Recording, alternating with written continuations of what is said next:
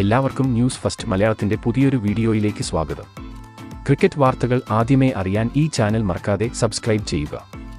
ഇന്ന് പുറത്തു വന്ന 2 ക്രിക്കറ്റ് അപ്ഡേറ്റ്സുകൾ ആണ് ഈ വീഡിയോയിൽ നമ്മൾ നോക്കാൻ പോകുന്നത്. ആദ്യത്തെ അപ്ഡേറ്റ് ഇന്ത്യൻ ക്യാപ്റ്റൻ രോഹിത് ശർമ്മയുമായി ബന്ധപ്പെട്ടതാണ്. അങ്ങനെ കാത്തിരിപ്പിനൊടുവിൽ ലോകകപ്പ് കിരീടം ഇന്ത്യ നേടിയിരിക്കുകയാണ്. എന്നാൽ ഇപ്പോൾ ഇന്ത്യക്ക് ലോകകപ്പ് കിരീടം നേടിക്കൊടുത്ത captain Rohit Sharma T20 international ക്രിക്കറ്റിൽ നിന്ന് വിരമിക്കൽ പ്രഖ്യാപിച്ചിരിക്കുകയാണ്. മത്സരശേഷം നടന്ന പത്രസമ്മേളനത്തിൽ ആണ് രോഹിത് ശർമ്മ തന്റെ വിരമിക്കൽ പ്രഖ്യാപിച്ചത്. താൻ ഇനി ഏകദിനത്തിലും ടെസ്റ്റ് ക്രിക്കറ്റിലും മാത്രമേ തുടരും എന്നും രോഹിത് ശർമ്മ പറഞ്ഞു. മാത്രവുമല്ല, ഇന്നലെ മത്സരം കഴിഞ്ഞ ഉടൻ വിരാട് കോഹ്ലിയും T20യിൽ നിന്ന് വിരമിക്കൽ പ്രഖ്യാപിച്ചിരുന്നു. ഇന്ത്യയുടെ 2 ഇതിഹാസങ്ങളാണ് ഇതോടെ T20യോട് വിടവാങ്ങുന്നത്. ഇരുവരും IPLൽ കളിക്കുന്നത് തുടരും. രോഹിത് ശർമ്മ 2 T20 ലോകകപ്പ് കിരീടങ്ങൾ നേടിയാണ് T20 കരിയർ അവസാനിപ്പിക്കുന്നത്.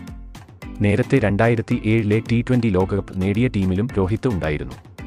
അവസാനത്തെ അപ്ഡേറ്റ് ഇന്ത്യ സൗത്ത് ആഫ്രിക്ക ഫൈനലുമായി ബന്ധപ്പെട്ടതാണ്. സൗത്ത് ആഫ്രിക്കയ്ക്കെതിരെ മിന്നും വിജയം നേടിയാണ് ഇന്ത്യ ലോകകപ്പ് സ്വന്തമാക്കിയത്. എന്നാൽ ഇപ്പോഴിതാ ഇന്ത്യ സൗത്ത് ആഫ്രിക്ക ഫൈനൽ പോരാട്ടം വൻ വിവാദങ്ങൾക്ക് വഴിയൊരുക്കിയിരിക്കുകയാണ്. സൗത്ത് ആഫ്രിക്കൻ ടീം മാനേജ്മെന്റ് ഇപ്പോൾ ICCക്ക് പരാതി നൽകി എന്നാണ് റിപ്പോർട്ടുകൾ സൂചിപ്പിക്കുന്നത്. ഇന്നലത്തെ ഇന്ത്യ സൗത്ത് ആഫ്രിക്ക മത്സരത്തിലെ അമ്പയർമാരുടെ പല തീരുമാനങ്ങളും തെറ്റായിരുന്നു എന്നാണ് സൗത്ത് ആഫ്രിക്കൻ ടീമിന്റെ ആരോപണം. ഹാർദിക് പാണ്ഡ്യ എറിഞ്ഞ അവസാന ഓവറിലെ ആദ്യ പന്തിൽ സിക്സർ അടിക്കാൻ ശ്രമിച്ച ഡേവിഡ് മില്ലറെ സൂര്യകുമാർ യാദവിന്റെ മനോഹരമായ ക്യാച്ചിലൂടെയാണ് പുറത്താക്കിയത്. എന്നാൽ മില്ലറുടെ ക്യാച്ച് എടുത്തപ്പോൾ സൂര്യയുടെ കാൽ ബൗണ്ടറി ലൈനിൽ മുട്ടിയിട്ടുണ്ടായിരുന്നു എന്നാണ് സൗത്ത് ആഫ്രിക്കൻ ആരാധകർ പറയുന്നത്. റിപ്ലേ ദൃശ്യങ്ങളിൽ അത് വ്യക്തമായി കാണാം എന്നും അവർ അവകാശപ്പെടുന്നു.